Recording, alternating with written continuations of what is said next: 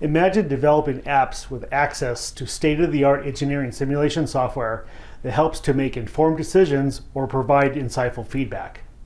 Or, if you're an engineer or scientist, consider the possibilities of being able to perform advanced finite element simulations while taking advantage of Python's rich scientific and data processing libraries.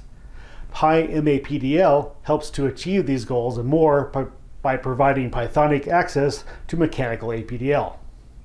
In this course on getting started with PyMAPDL, we'll show how to obtain and start using PyMAPDL, introduce the basics of the PyMAPDL API, show how Python is used to extend APDL functionality, and its usage in performing general finite element simulations.